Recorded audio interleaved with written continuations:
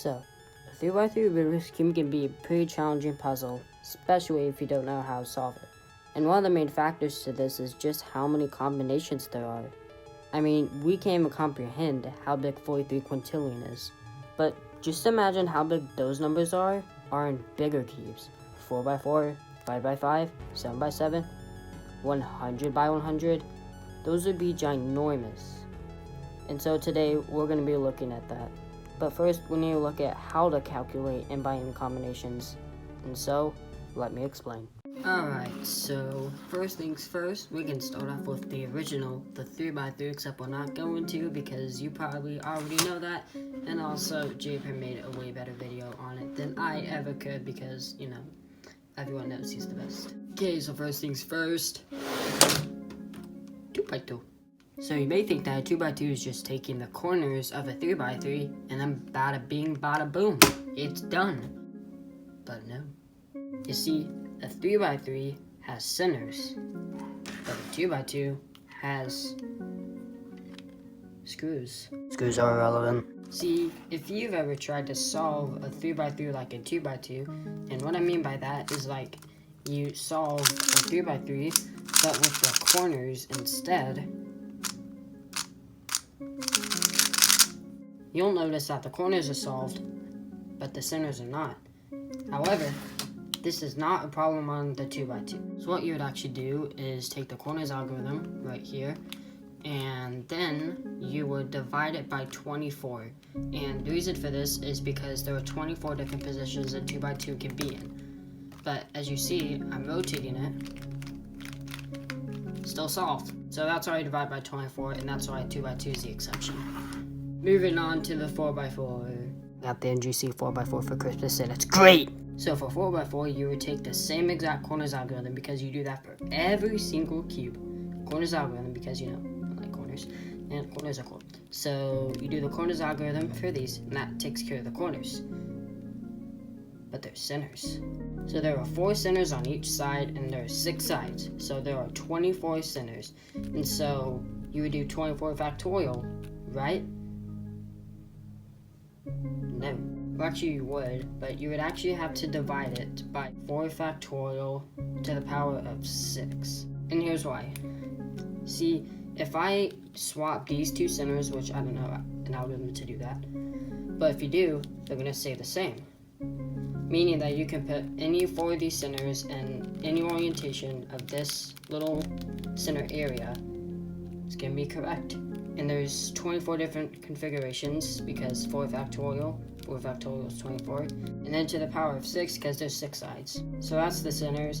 And then you got the edges. Edges are actually really easy. It's 24 edges on a 4x4 and 24 different places to put them. So 24 factorial. Easy. Alright, on to the 5x5. Okay, so of course you do the corners because corners are pretty cool. And next you would do the centers. However, there are like these little corner centers, that's what I like to call them, and you would do that. However, there's also edge centers. Accounting for that's really easy because you just take the same equation for the corners and bada bing bada boop, that's the centers. You do not have to divide by 24 as there are centers, and I like centers. Now for edges. This is the different one for odd cubes. There are 2 outer edges right here, and same for the rest of the other edge sections. And so, 24 factorial. And there's also these center edges. It's just a regular edge algorithm for the 3x3. And then once you have that, 5x5 is done. Okay, I'm gonna do the 6x6 in 30 seconds. Ready, set, go.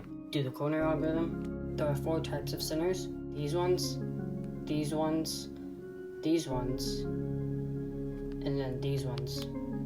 Do the center algorithm 4 times. 24 factorial 2 times because there's 2 center edges. And then divide by 24 because it's an even cube. Wow. So that's in a nutshell how you calculate combinations of big cubes. If you want to go into more depth, link in the description will be to Lucas Harris tutorial. So that answers the question for most of the puzzles, and if you want the exact number, just look it up, it's not that hard. But we haven't gotten to the 100 by 100 yet. You see, we can use the same exact equation for the 100 by 100, but counting the edges and centers would just take a long time. So having someone do it wouldn't be very ideal. So we can have something do it.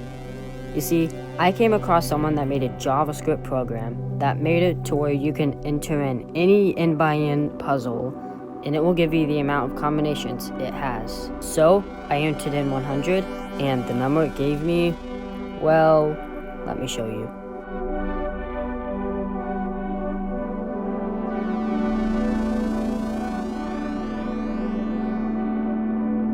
So yeah, it is a huge number.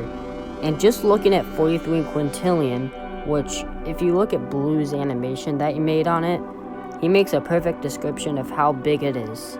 But that number is so tiny compared to the ginormous number I just scrolled through. So yeah, that answers the question, how many combinations are on 100 by 100? A heck of a lot. But we still haven't answered one question. How long would it take to solve it? Well, you'll see in another video. Goodbye.